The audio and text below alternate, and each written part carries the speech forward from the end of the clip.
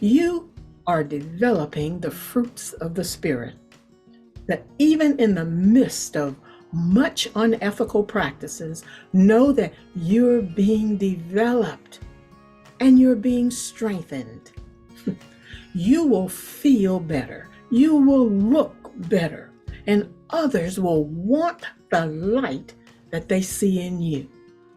Light dispels darkness. So shine.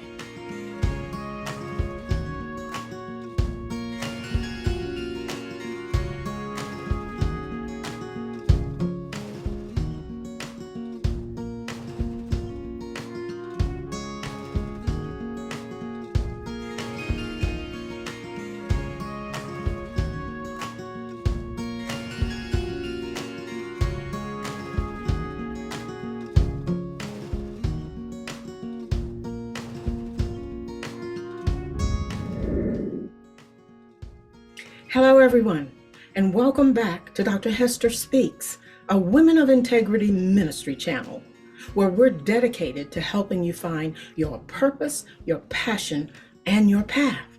We want you to know that God knew you before you were formed in your mother's womb, and He wants you to know the truth about your God-given identity. Today, we're going to talk about a subject that's dear to my heart, and that is obeying God in a toxic workplace. Are you ready? Let's go.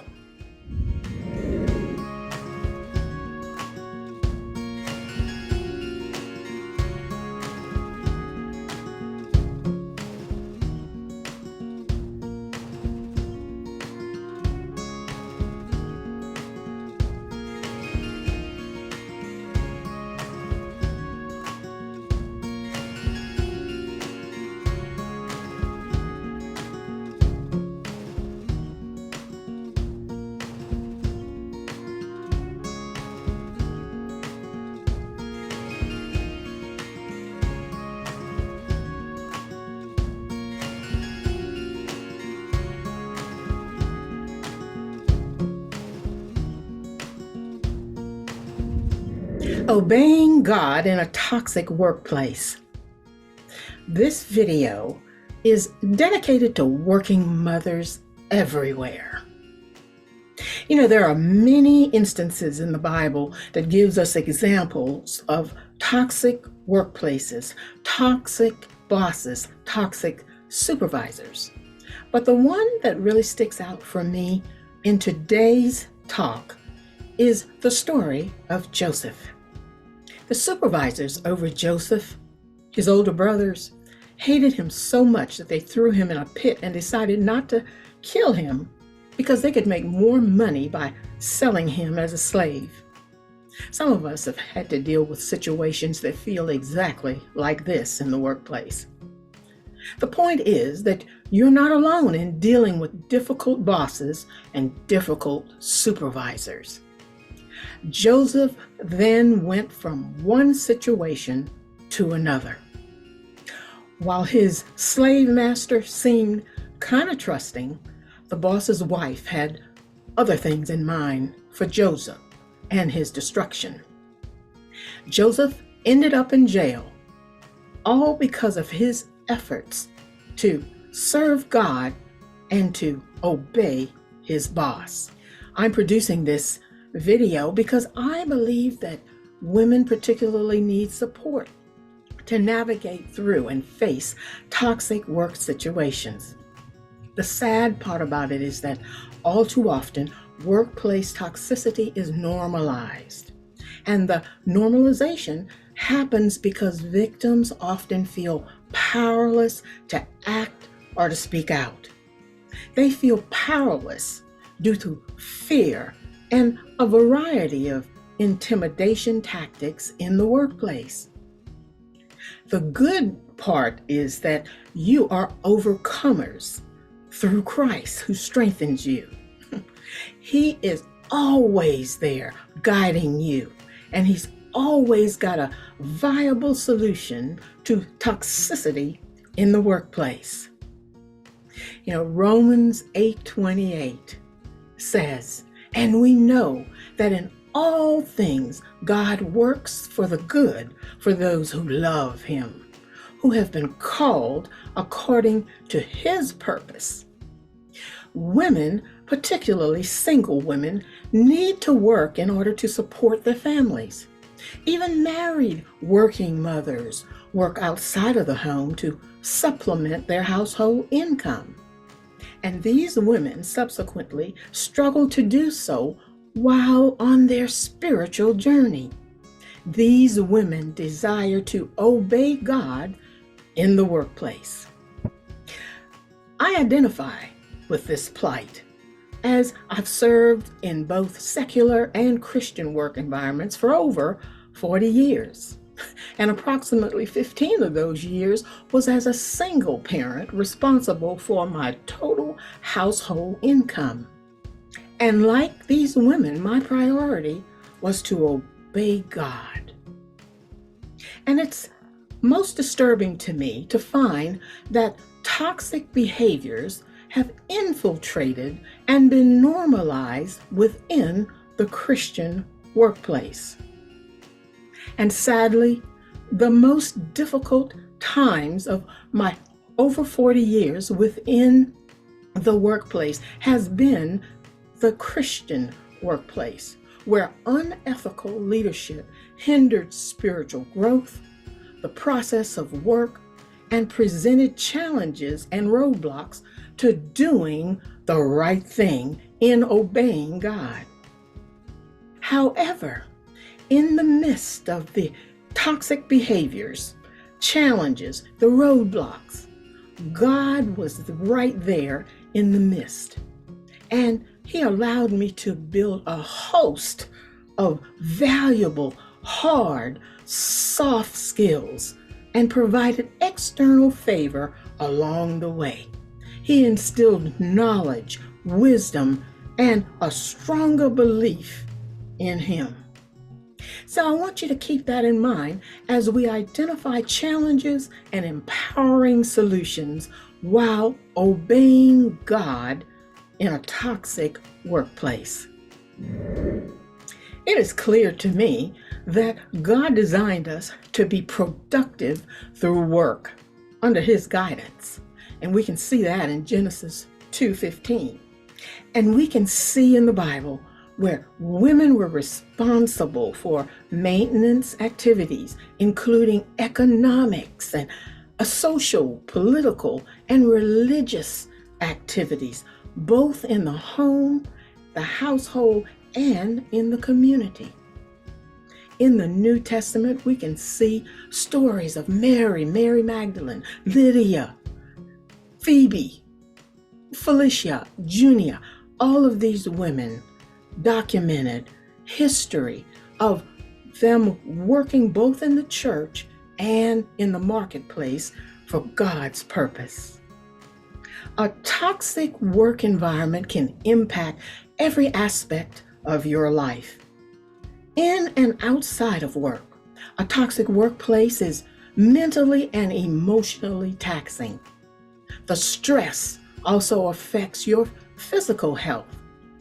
And according to the American Psychological Association, a sizable portion of Americans work in demoralizing, traumatic, and toxic work environments that harm their mental health. So what is this thing called work? Work is God-given, and ideally, it gives glory to God. I love it. Work is not punishment. I often say it is not punishment. It is not something that God uses to keep us in line. God uses work to bless you. We don't merely work to amass some worldly wealth. In fact, it says that in Matthew 6. We work to bring glory to God. Throughout the Old Testament, God gave the Israelites specific instructions about how to do work. He also gave instructions about providing for those who had less. I love the scriptures and the teachings on work. Colossians 3:23 says, whatever you do, work at it with all your heart, and working for the Lord, not for men, since you know that you will receive an inheritance from the Lord as a reward, because it is the Lord Christ you're serving. That's who you're serving. The overall goal is to obey God, to please God, and to make the organization look good in the process. There are many wonderful principles regarding work in the Bible. 2 Thessalonians 3 says, if a man will not work, he shall not eat. This is a warning to the believers against idleness and laziness. He doesn't want us to be idle, and he doesn't want us to be lazy. The focus is also against those who refuse the work when they can work, rather than those who are unable to do so. And he's also warning us about workaholism. He wants us to be balanced, and that's what work can be for us. Christians should work hard. Work is an integral part of life, and approaching work as a God-given gives you the pleasure while you're doing so. On this channel, we promote identifying your purpose, your passion, and your path. And work is a way to express the divine in these areas. Work can help you identify your gifts and your talents and help you to strengthen them. You can work cheerfully and without complaint because you're working for the Lord, who loves and redeemed you. A good work ethic can be a powerful witness to others. It can.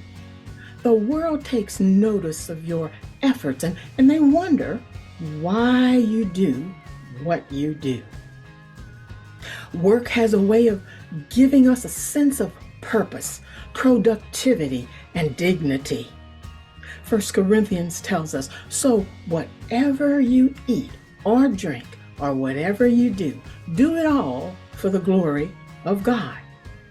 And the Psalm says, let the favor of the Lord of our God be upon us and establish the work of your hands. Toxic workplaces. An ethical workplace culture has to start at the top, has to start with leaders. Toxic workplace is an abstract term to describe backbiting, intimidation, and other disrespects that harm the productivity and self-esteem of God's people. Scientists say that if there could be a theme within these types of workplaces, the theme would be fear. Toxic workplaces drain all the energy and excitement out of employment, and it replaces it with fear. Employees describe a toxic workplace as a constant negative atmosphere, no positive feedback for putting in effort and going above and beyond expectations. They report poor communication between different departments and a lack of distinct supervisory chain. These type of environments support backstabbing to get promotions, no individual accountability, and a workplace that doesn't appreciate teams and does not put employees first. These workplaces allow negativity and negative people to continue to disrupt other people's jobs and their attitude. A toxic work environment is enough to push an employee to quit. In my research, I found that 72% of employees have left a job because of a toxic workplace, and 51% said that they plan to leave their current positions for the same reason. This is a pretty big deal considering it costs 1/2 to 2 times an employee's annual salary to replace them. Retention is a very important issue for employers. Toxic behaviors are very costly. And here's an example of how this can happen. While I was working in the public sector and head of multiple departments, because as you can tell, I'm enthusiastic about work, okay? My Christian vice president asked me to hire his unqualified son for a very critical position in my department. His qualifications were no. And so I did interview him, but I want you to understand the validity of what he was asking me to do. A Christian employee by a Christian vice president. So let's take a look at what he was asking. Number one, he was asking me to lie. He was asking me to be unethical.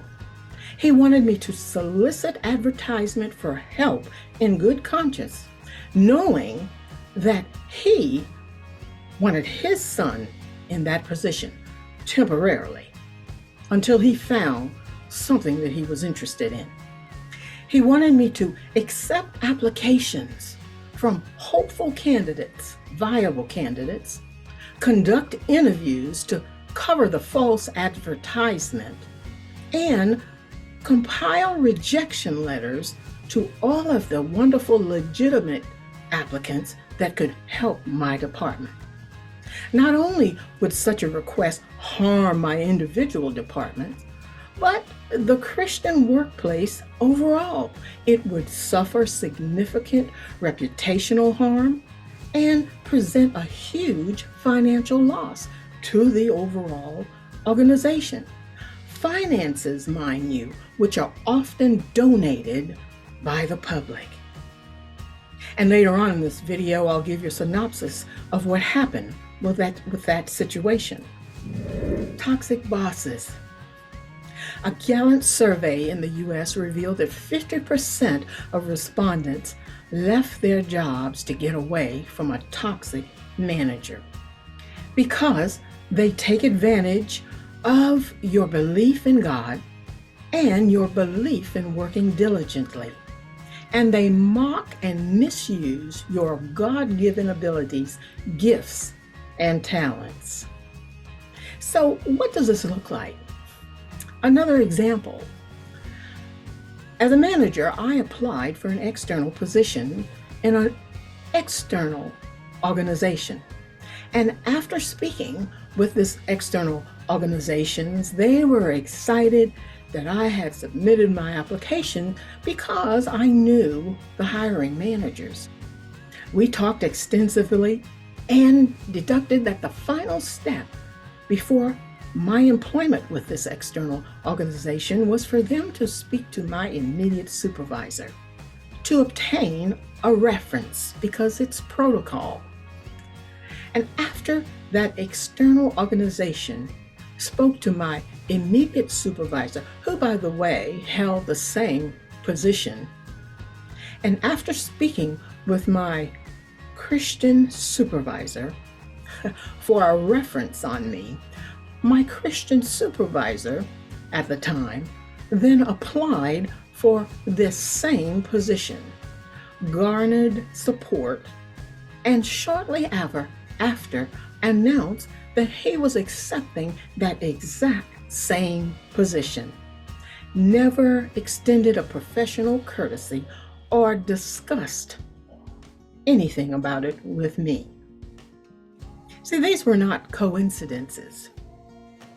These incidents were the results of a seasoned toxic workplace and a seasoned toxic corporate culture within a Christian environment. Earlier we discussed the situation with the VP who asked me to hire his unqualified son. Well, I did not hire his unqualified son. We conducted the interview He arrived late. He showed up at the interview with a significant other. He had no qualifications that pertained to the critical need in my department, so he was sent a rejection letter. So this Christian VP, of course, was not happy. And remember the boss, the immediate supervisor that was contacted to give a reference for my employment in an external organization? Well, I applied for his position. And this vice president recruited someone in another area, took him out of a t-shirt and put him in a suit and recommended him for this position. And a member of the nominating committee told me that my candidacy was a tie. And there was one deciding vote. And that one deciding vote was cast in favor of the vice president's friend by that vice president. So having a Christian boss that does not lead well creates a cliquish and gossiping, toxic workplace and a toxic culture that can cost your organization many dollars. The Bible tells us to be subject to rulers, to authorities, to be obedient, to be ready for every good deed, to malign no one, to be peaceable, gentle, showing every consideration for all men in Titus. But an exception to this is when authority seeks to lead us and lead you outside of the will of God. Then you must resist. And you can read about that in Acts. Now let's look at a toxic job description. Toxic behaviors can be both verbal and nonverbal, and can include isolating individuals and excluding people from key meetings and work events, unreasonable job demands, and belittling individuals in front of others.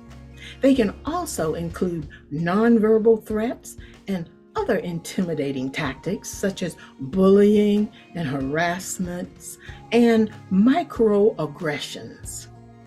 These tactics are often implemented through toxic job descriptions. These types of job descriptions contribute to a negative work environment overall. They are cruel, they are time wasters, and money wasters. For example, the evolution of a toxic job description is typically triggered by unrealistic pressures for performance. These job descriptions change drastically every year.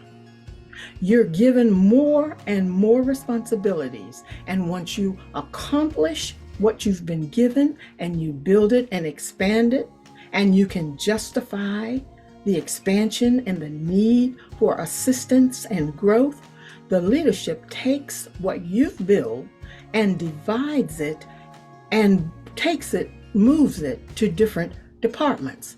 They hire acquaintances to fill those positions, and there is no evidence of your accomplishments.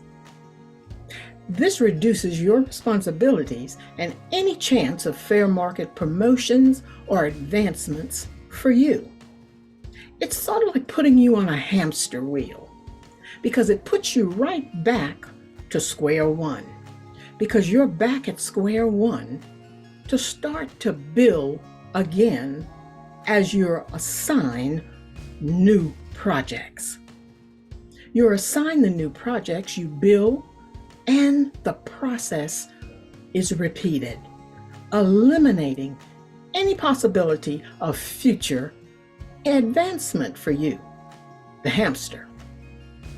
You're given additional responsibilities, and the beat goes on.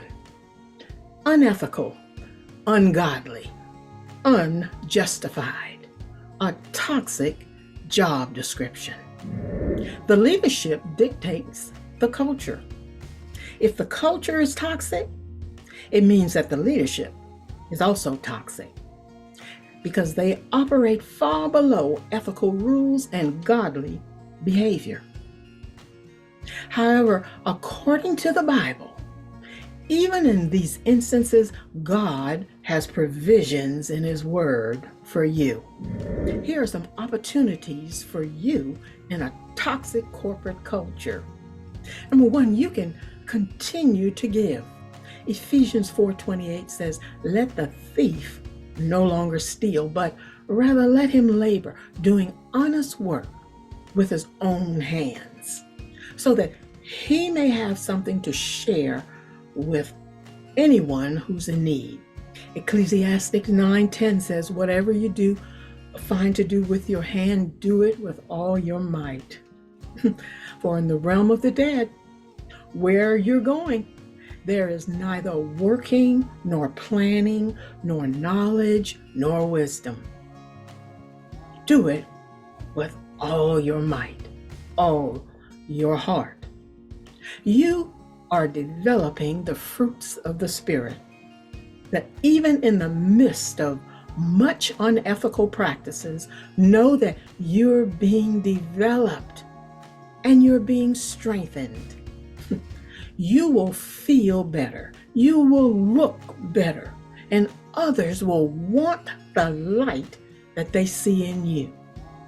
Light dispels darkness, so shine. Number 3, demonstrate what God looks like in the flesh. Insecure people who live in a realm of guilt are intimidated by your abilities and your accomplishments. That light within you, that power of the Holy Spirit, which allows you to prosper and shine, they are intimidated by that. So again, continue to do what the light does. Shine. Shine, my sisters, shine. If you're looking for a position, the U.S. Surgeon General's office underscored the impact of toxic cultures in 2022 with its framework for workplace mental health and well-being, and discovered that chronic stress from workplace abuse can lead to depression, heart disease, cancer, and other illnesses. So here are some tips. Pay attention to the hiring process. When I accepted this position at this Christian institution, there was no HR manager. That's a red flag. An organization without an HR manager tells you that people are just doing what they want to do. It's sort of like living in a town in the Wild Wild West. Everyone creates their own rules and do exactly what they want to do. And they know how to get things done their way. There's no consistency, and you will be just a number. Ask questions about the position for which you're applying to. How long has that position been vacant? What happened to the person before? You see, because I discovered that the position that I received had been vacant for over 6 months.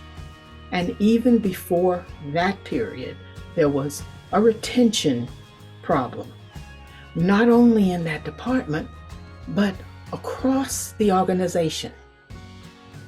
And when I left, the Human Resource Department still was not up to par, still not serving the employees as they should for the 21st century. And that organization released a statement in their magazine that was a lie because they didn't know how to break the news to the public that I had left. And they released a statement with my picture next to it saying that I retired. And anyone that knows me at all knows that I don't believe in retirement. So I would have never said that.